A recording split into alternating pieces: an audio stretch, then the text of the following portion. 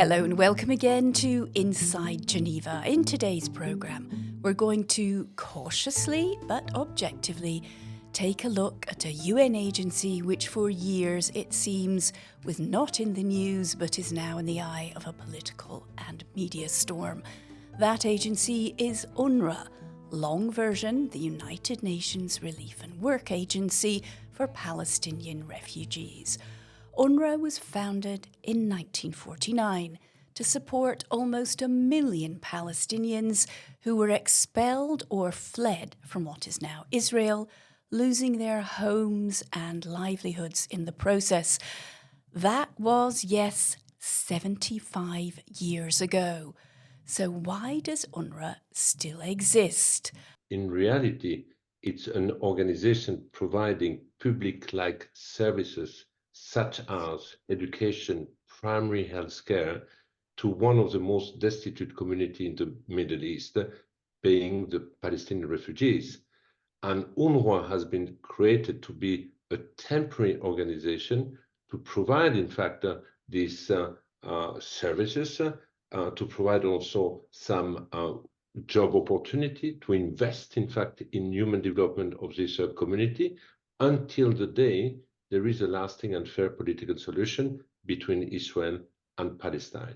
Now, the fact that we still exist 75 years later is nothing else than the expression of a collective failure to have promoted a lasting and fair political solution. So ideally, you'd quite like to be out of a job, but you can't be because there's no political solution. Ideally, we should be out of the job. And now the question is, after this seismic, I would say, changes occurring now in the Middle East and this unprecedented war in Gaza, an unprecedented massacre on October 7, maybe it is time that the international community be genuinely invested in promoting such a political solution. And if we have such a political solution, indeed, UNRWA would phase out because we would hand over all our activities to a newly set up state, Palestinian state and administration. 75 years later, as we all know, there is no Palestinian state, and the chance of one seems further away than ever. Today, UNRWA supports almost 6 million Palestinians in Jordan, Lebanon, Syria, the West Bank, and the Gaza Strip. But now, in shocking allegations, Israel claims some UNRWA staff were involved in the October 7th attack by Hamas, in which almost 1,200 Israelis were killed and at least 200 taken hostage. October 7th was a game changer.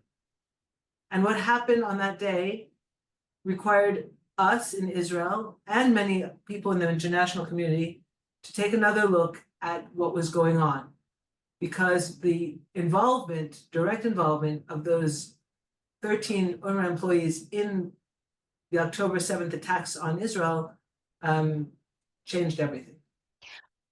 So you've made it a statement there that it's their direct involvement. You brought the allegations to the United Nations, to UNRWA. They fired the people. They're now having this official investigation plus an overview assessment of UNRWA. You must be quite pleased with the quick reaction. I think it's something that has to happen because it's clearly not in the interest of the international community or of the UN to have taxpayer funds from around the world go into an organization that is co-opted by being so involved in terror. And I want to just open it up a little bit more, because some of the claims are that, oh, it was only these 13 people, what about the rest of the organization? But as we've continued our operations in Gaza, the information has continued to come out, and the numbers are much wider. We know of about 1,500 people that are UNRWA employees that are Hamas operatives, and about 50% of the people who work for UNRWA have a first-degree relative who is a Hamas operative. Now, to be fair, to be objective, what we actually know so far is that Israel claimed to the United Nations that 12 or possibly 13 UNRWA staff were in some way or other involved in the October 7th attack.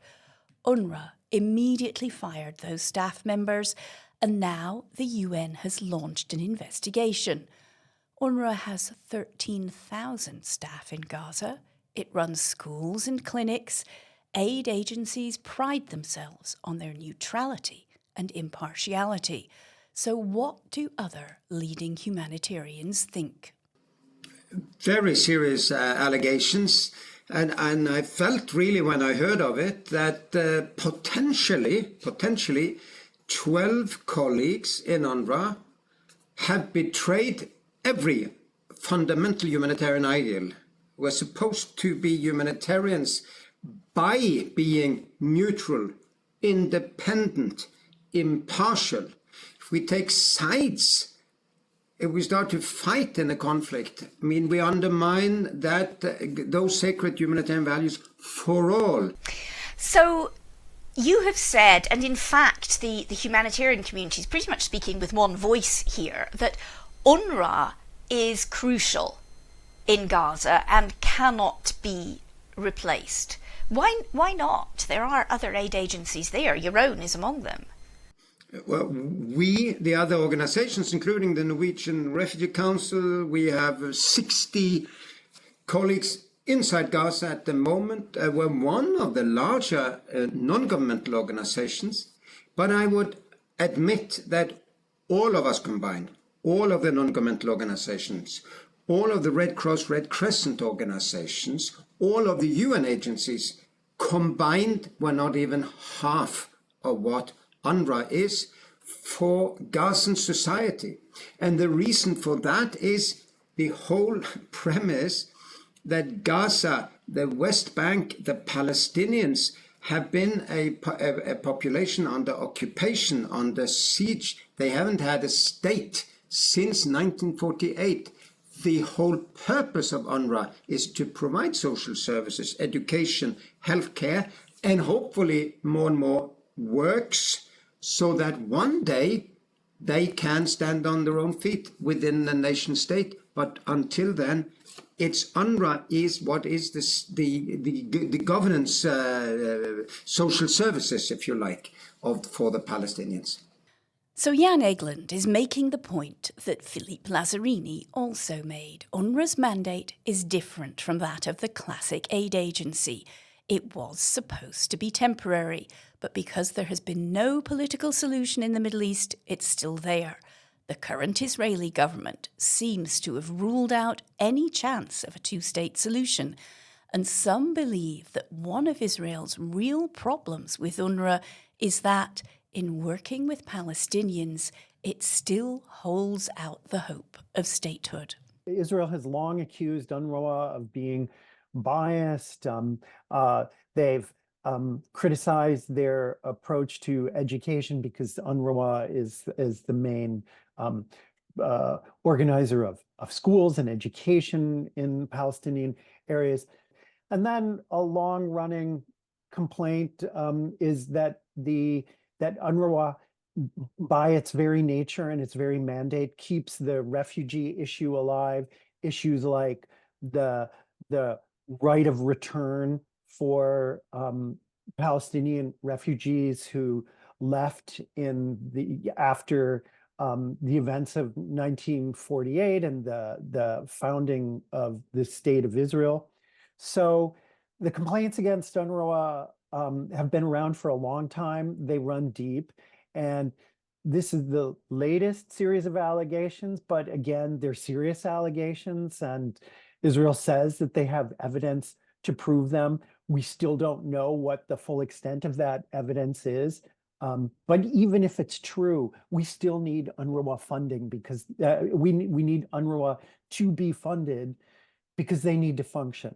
They're saving lives, and without them, many people, women, children, civilians will likely die, starve to death. We have accused Israel of using starvation as a weapon of war, which is a war crime in the Gaza Strip.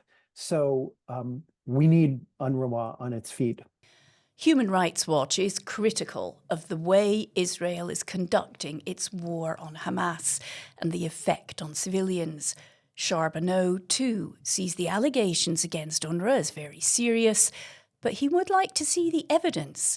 Some in Israel have suggested the information is sensitive and can't be shared. So what exactly will be provided to the two investigative teams the UN has set up? We will be sharing that evidence with both investigative bodies, and we are in communication both with the OIOS and with Kelowna's investigative body. They are planning to come to Israel in the next week or so, around the beginning, I think it's like the 10th of March, and we will be sharing this information, absolutely, because we call on a serious investigation. There needs to be a lot of an in-depth investigation on what's happening with UNRWA for it to be able to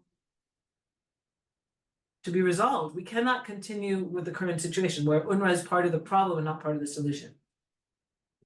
So the statements made from other members of the Israeli government that Israel will not share this information because it doesn't trust the United Nations, that's not true then? You're telling me that all of it will be shared? We will be sharing the information with the investigative bodies. And we've invited them to come, and we are absolutely going to be cooperating with them so they can get to the bottom of this, because it is clearly a subject which concerns Israel, because we are, in the end, the receiving end of the violence and the terror that came out from this situation. But the UN has some soul searching to do, because I would also posit that if this has happened with UNRWA, it's possible that there are similar things happening in other UN bodies that also are working in Gaza. But let's focus right now on UNRWA in Gaza. And Israel will not be able to continue working with UNRWA in Gaza. We are not. Never. Never is a very long term, but UNRWA has become part of the problem and not part of the solution. And so it is really incumbent upon the UN to do these investigations and to get to the bottom and the source of the problem. Well, the investigations are underway and nothing is proven yet. But it seems many minds in Israel are already made up. Meanwhile, UNRWA itself has not yet seen the evidence. Philippe Lazzarini fired his staff on the basis of allegations to protect, he hoped, the organisation as a whole. I did not have any concrete evidence. These are allegations. They're shocking allegations. They're serious allegations. They're related to October 7. And basically, indeed, I have taken the decision to not only terminate the contract of the staff alleged having participated to the October 7 massacre, but at the same time, there have been also an investigation which has been initiated through the Office of Internal Oversight Services in New York. So basically, these people have been terminated, but we have a kind of a reverse due process. The reason behind it was because of the huge reputational risk for the agency, but also because of the risk to compromise the ability of the agency to provide services to millions of Palestinian refugees. Let's go to the immediate concern, which is massive humanitarian needs in Gaza. Huge, a real humanitarian crisis. Now, Israel has said it really doesn't want to work with UNRWA because of these allegations, true or otherwise, we don't know. It's the subject of an investigation. Wouldn't it be sensible in terms of getting a more efficient humanitarian operation for UNRWA to step back and have WFP, World Health Organization, and so on, step in? To start with, if Israel does not want to work with UNRWA, it's because Israel wants to dismantle this organization, and it is not due to the allegation of the 12 staff. It's more of an overarching political aim to get rid of this organization.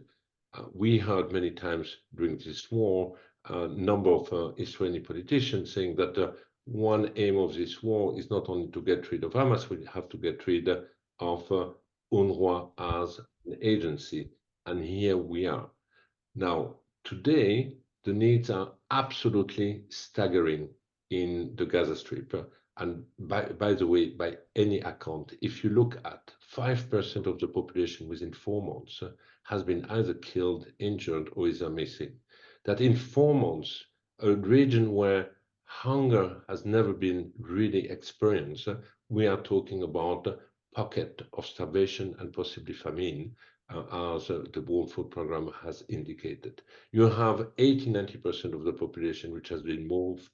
The level of destruction is absolutely unbelievable. And you look at all the civilian infrastructure also which have been destroyed. Now we are talking about a possible looming military offensive in Rafah.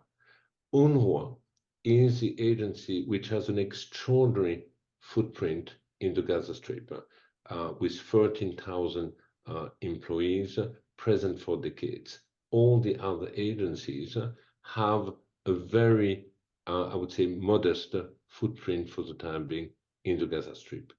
At the same time, we have the International Court of Justice saying, in order to avoid irreparable damages, we have to step up the humanitarian assistance. It does not make sense at the peak of an humanitarian response, all of suddenly dismantling the platform which allows all the other agencies to operate in the Gaza Strip. You said that you know, there's a long history of tensions between UNRWA and Israel. I mean, hand on heart, have there been faults on both sides?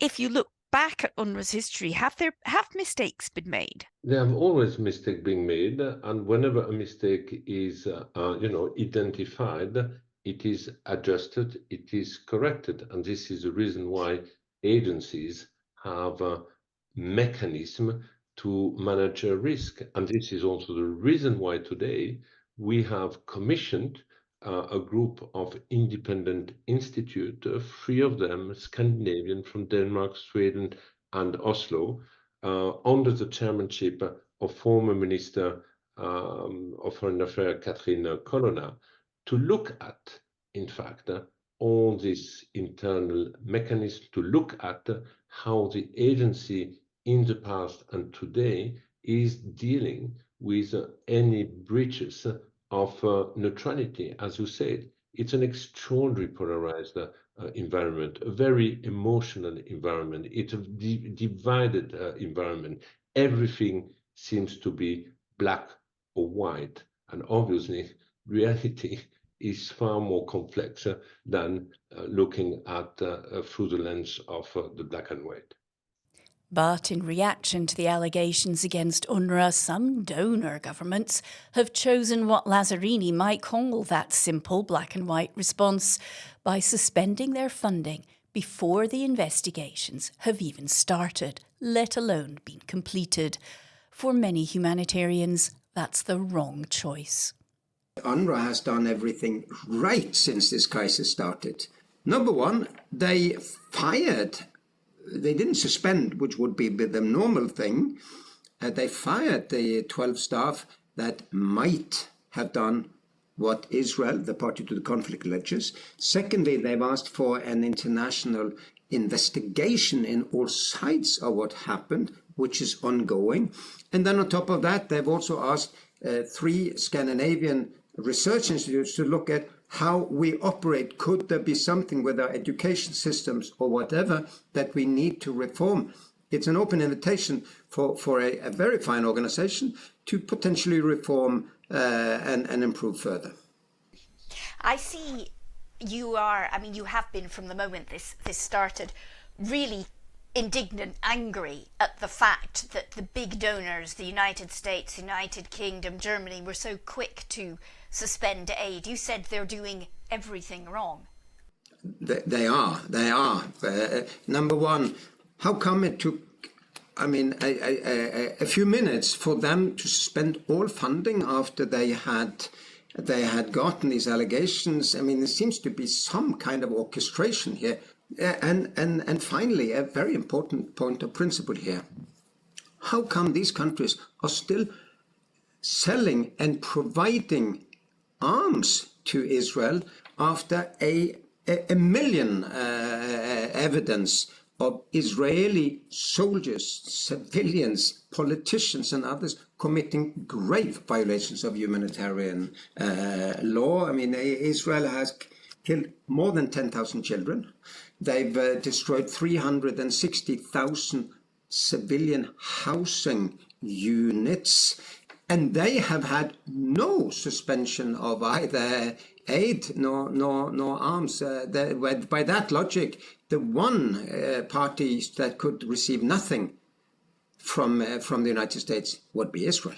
Well, as we have said, this is a polarised and often emotional debate. Here in Geneva, UN aid agencies are united. There is no replacement for UNRWA, particularly not now in the middle of a major humanitarian crisis. But in Israel, there is disagreement. There have to be alternatives to UNRWA in Gaza. And there are plenty of organizations and humanitarian bodies that do excellent work for the UN all over the world. And there is no reason why they shouldn't be able to step in and fill some of the needs that UNRWA is doing in Gaza. Israel has no limits on what humanitarian aid we can put into Gaza.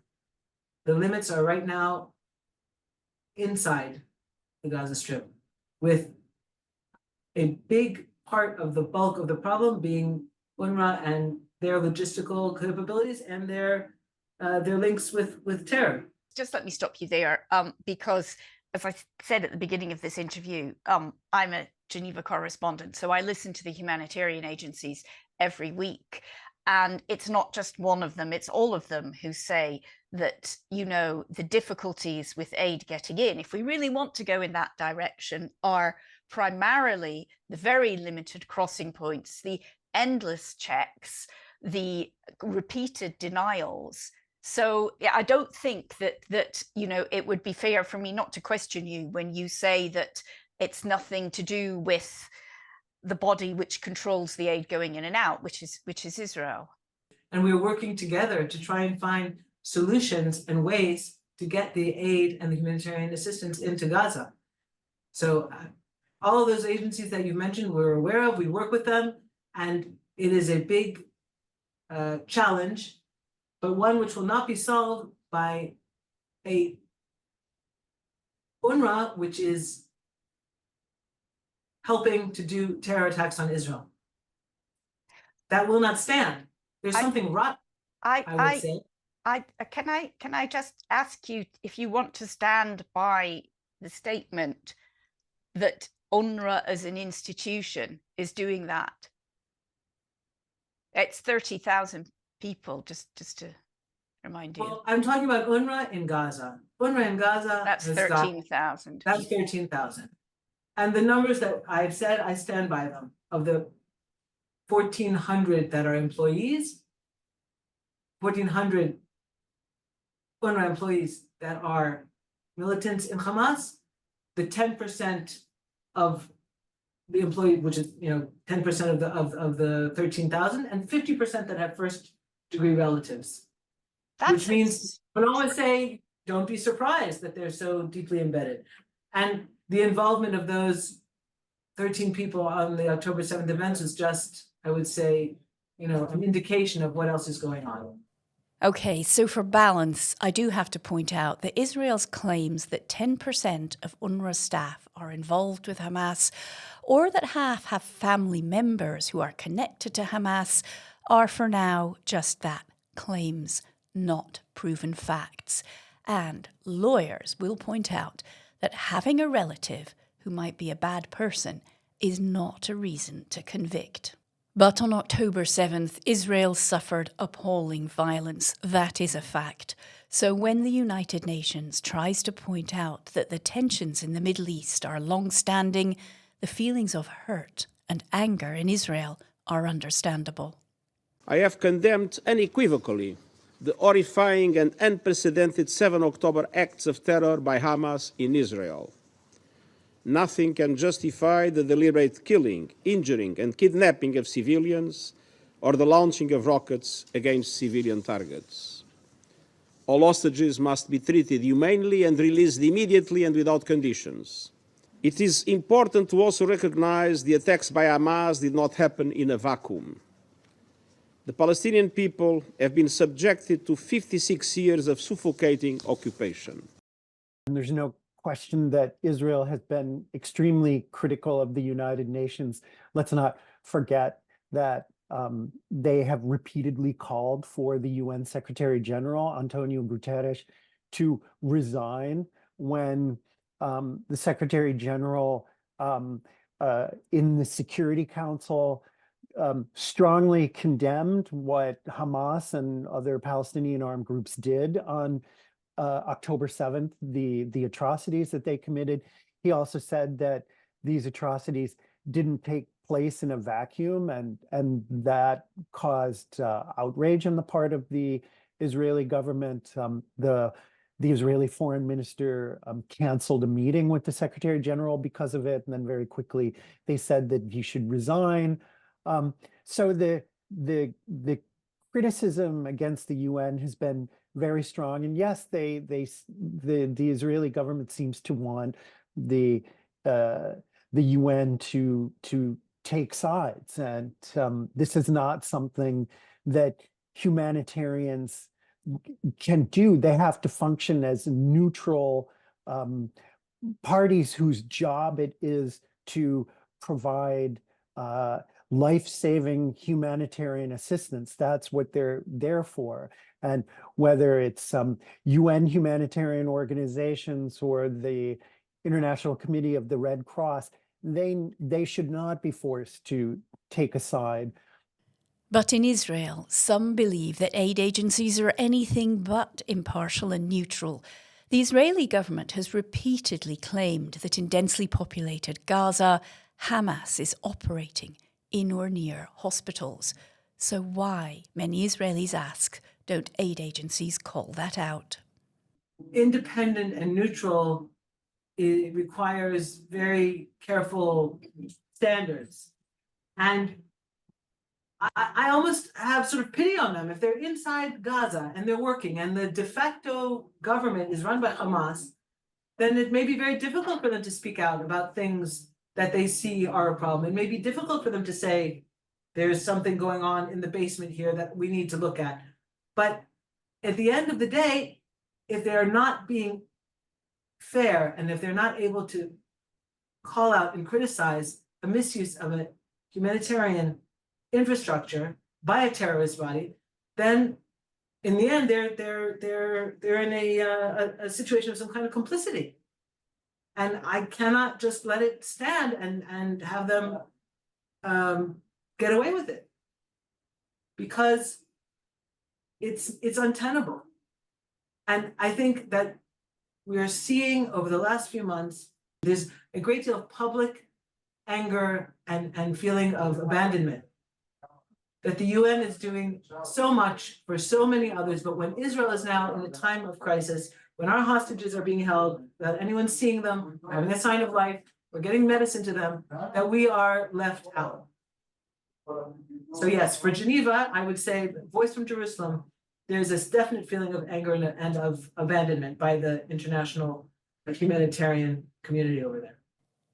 Aid agencies will tell you that the only side they are on is the side of innocent civilians caught up in conflict, but they haven't managed to convince Israel, and its vocal lack of trust could be very damaging for the UN's humanitarian work in all sorts of places. There are fears that this conflict, already so terrible, could get much worse. This will end very, very, very badly.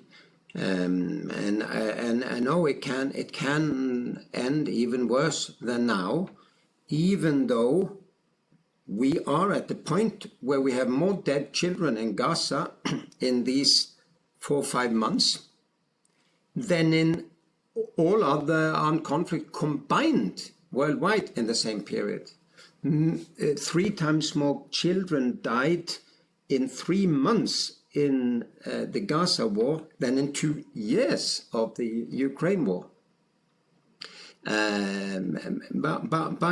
Rafah is filled to the brim by vulnerable civilians, women and children mostly, And now Israel is thinking of going in with a bloody ground offensive. You can't have a war in a refugee camp.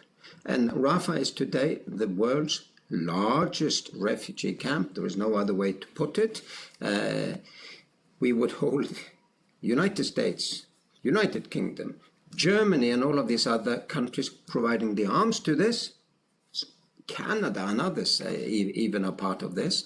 We will hold them accountable for what is going to happen in Rafah. There are countless warnings of how bad it would be. The investigations into Israel's allegations are underway, and as we said, the staff under suspicion, 12 out of 13,000, have been fired.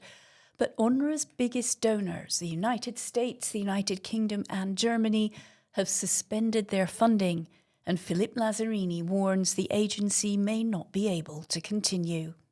A lot is at stake if the agency would fall. Not only our collective ability to respond to the acute humanitarian needs would decrease, at the time the International Court of Justice is asking all of us to increase the humanitarian response, but beyond that, there is also a risk for the transition period, the risk, a period which will be very painful and miserable for the people in Gaza, and for which all the capacity to provide critical services such as education to 500,000 girls and boys deeply traumatized, that we urgently need to bring back into an education system, because if we don't do this, we are sowing the seeds of future, I would say, hate and resentment. But beyond that, there is also the political aspect where Palestinians will feel that with the fall of UNRWA, this is a betrayal of the international community, an international community turning its back, weakening the right of return, and basically weakening or killing the aspiration of Palestinians for future self-determination. It is a very difficult time on multiple levels. Where do you go now? How do you motivate yourself to keep on? What motivates myself is that I do believe that this agency remains critical, even if sometimes it looks like obsolete after 75 years. It's almost an anachronism that an agency be requested to provide public-like services to such a large group. But in the other hand, the UNRWA remains the only lifeline in a region full of despair, a region which now deserves that we collectively look at promoting a proper, genuine peace for a political solution. And my motivation today is to try to keep afloat this, I would say, expectation or aspiration of a better future for a population which I have been in contact in and out for the last 33 years. And that brings us to the end of this special video edition of Inside Geneva. We know this is an emotive and controversial topic for many, but we hope that we've managed to bring some clarity to a very complex issue. My thanks to Philippe Lazzarini, Nina Bellamy, Jan Egeland and Louis Charbonneau for their time and their perspectives. I'm Imogen Folks. Do join us again on Inside Geneva, sometimes on video, but wherever you get your podcasts.